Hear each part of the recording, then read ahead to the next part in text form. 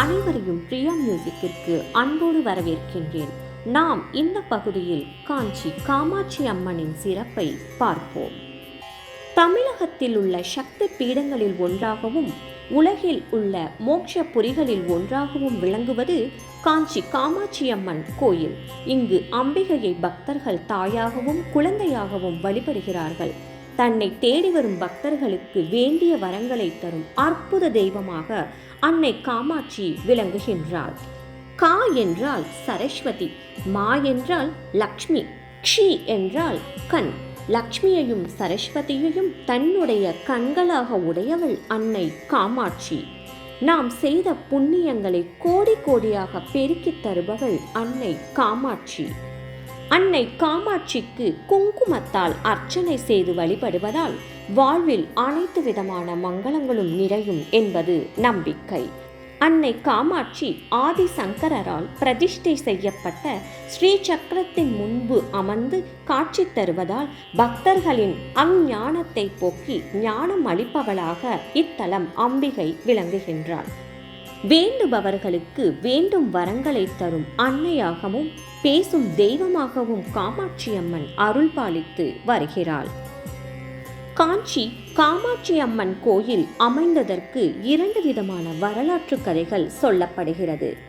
தட்சனின் யாகத்தீயில் குதித்து உயிரை மாய்த்து கொண்ட சதியின் உடலை தூக்கி கொண்டு சிவபெருமான் சுற்றிய போது அன்னையின் தொப்புள் பகுதி விழுந்த இடத்தில் சக்தி பீடம் அமைக்கப்பட்டதாக சொல்லப்படுகிறது. புராணங்களின்படி மற்றொரு கதையாக கைலாயத்தில் தவத்தில் ஆழ்ந்திருந்த சிவபெருமானின் கண்களை பார்வதி தேவி விளையாட்டாக மூடியதால் உலகமே இருளில் மூழ்கியது. அந்த தவறுக்காக அன்னையை பூலோகம் சென்று தவம் செய்ய கூறினார் சிவபெருமான். பூலோகம் வந்த அன்னையும் மாங்காடு தலத்தில் தீ மூட்டி தவம் செய்தாள். அவளின் தவத்திற்கு மகிழ்ந்த சிவன் காஞ்சிபுரத்தில் வந்து தன்னை அடையும்படி கூறினார். அதன்படி சிவனையும் அடையும் பொருட்டு அன்னை வந்து அமர்ந்த இடமே காஞ்சிபுரம் என்று சொல்லப்படுகிறது. தங்க கோபுரத்தின் கீழ் அமைந்த கருவறையில் அன்னை 2 கால்களையும் மடித்து பத்மாசனத்தில் அமர்ந்த கோலத்தில் காட்சி தருகிறாள். 4 திருக்கரங்களுடன் காட்சி தரும் அன்னையின் முன் 2 கைகளில் கரும்பும் வில்லும் மலர் கணைகளும் ஏந்தியபடியும் பின்னிரு கைகளில் பாசம் மற்றும் அங்குசம் வைத்த நிலையிலும் கருவறையையே வடிவமாக மங்கள ரூபியாக பிரம்மஸ்வரூபியாக காட்சி தருகிறாள். ஆரம்பத்தில் உக்கிரமாக காட்சியளித்த அன்னையின் முன் ஸ்ரீசக்கரத்தை ஆதிசங்கரர் பிரதிஷ்டை செய்த பிறகு சாந்த வடிவமாக மாறினாள். காஞ்சி காமாட்சி அம்மனை வழிபடுவதால் வேண்டிய வரங்கள் கிடைக்கும், அனைத்து ஐஸ்வர்யங்களும் மன நிம்மதியும் கிடைக்கும், மோட்சம் கிடைக்கும். அம்மனின் திருவடிகளில் நவகிரகங்களும் தஞ்சம் அடைந்திருப்பதால் இங்கு வந்து வழிபடுபவர்களுக்கு நவகிரக தோஷம் ஏற்படுவது இல்லை. அன்னை காமாட்சி அம்மன் அருள் அனைவருக்கும் கிடைக்கட்டும். கோவை மாநகரில் சலைவன் வீதியில் அமைந்துள்ள சுமார் 120 வருட காலம் பழமையான காமாட்சி அம்மன் ஆலயம் 4வது முறையாக கும்பாபிஷேகம் வெகு விமர்சையாக நடந்து முடிந்தது. இங்கு விநாயகர், முருகன், வள்ளி தெய்வானையுடன், காமாட்சி அம்மன், பெருமாள் ஸ்ரீதேவி பூதேவியுடன், மாக்காளி அம்மன், நவ கிரகங்கள், அரச மரத்தடி விநாயகர், துர்கா தேவி என்ற தெய்வங்கள் அருள் பாலிக்கின்றன.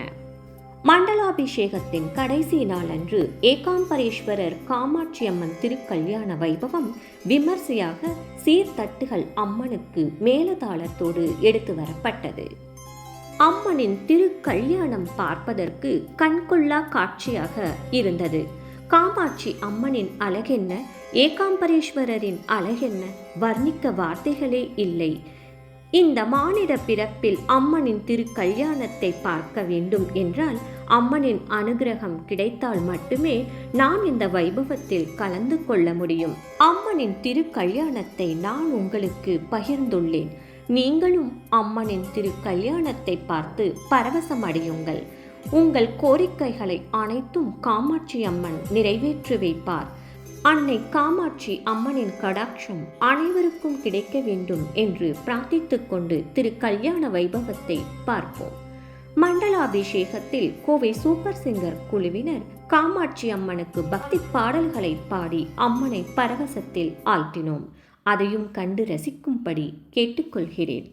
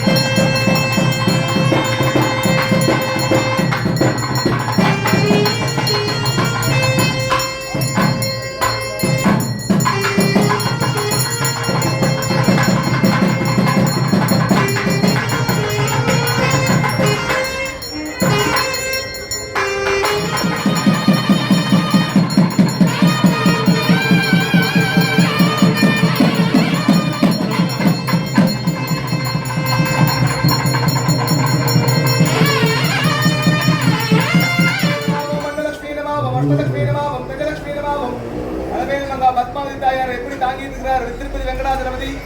அதே போல திருச்செங்கோடு தகர அர்த்தநாதீஸ்வரர் எப்படி ஒரு பாகம் கொடுத்தார், இதயமா இருன்னு சொல்லிட்டு பார்வதிக்கு இடம் கொடுத்தார் ஒரு பாகத்தை. அந்த மாதிரி நம்ம இல்லத்தில் லட்சுமி சரஸ்வதி அம்பிகாரி நமோ நமः. கந்தாதாரம் ரத்னம்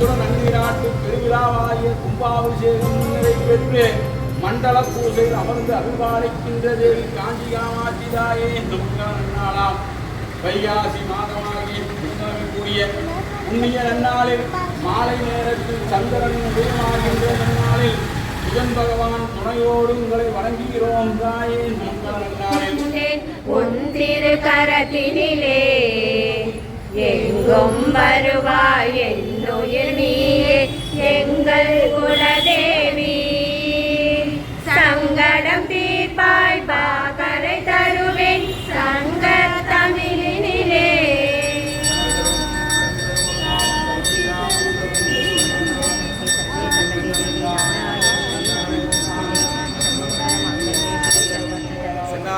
சிவனையை போற்றி எண்ணாற்றவருக்கு விரைவா போற்றி தேவி காஞ்சி காமாட்சியம்மன் திருவடிகள் போற்றி போற்றி சிவனைய செல்வர்களே. கோவை மாநகரத்தில் சக்தி பீட ஆலயம் என போற்றப்படுகின்ற செட்டி வீதி சலிவன் வீதியில் அமர்ந்திருக்கும் தேவி காமாட்சியம்மனின் கும்பாபிஷேக விழாவின் மண்டல பூசையில் இன்று வைகாசி மாதமாகிய புண்ணிய நன்னாளாம் புதன்கிழமையில் கோவை சூப்பர் சிங்கர் குழுவின் சார்பாக மகளிர் அணியின் சார்பாக எல்லாம் வல்ல வாசவி தாயின் தன்னர்களை பெற்ற மக்களாகிய சூப்பர் சிங்கர் அனைத்து மகளிரும் இன்று மண்டல பூசையில் சிறப்பாக பாராயணம் செய்துள்ளார்கள். காமாட்சியம்மனுக்கு அவர்களின் திருவாயால் அவங்களது திருநாமங்களை எல்லாம் சொல்லி பாராயணம் செய்து சிறப்பாக வழிபாடு செய்துள்ளார்கள். அவர்கள் மென்மேலும் ஓங்கி வளர எல்லாம் வல்ல காஞ்சி காமாட்சி தாய் துணை நின்று அவர்களுக்கு ஒரு முறையான ஒரு விண்ணப்பத்தை வைக்கிறோம். சமஸ்கிருதத்தைப் போல 12 திருமுறையாகிய தேவார பாடல்களையும் பாடுமாறு அவங்களை இறைவனோடு கேட்டுக்கொள்கிறோம். ஏன்னா நம்ம நாட்டுக்கு ஆழ்வார்களும் நாயன்மார்களும் நால்வர்கள் முக்கியம்.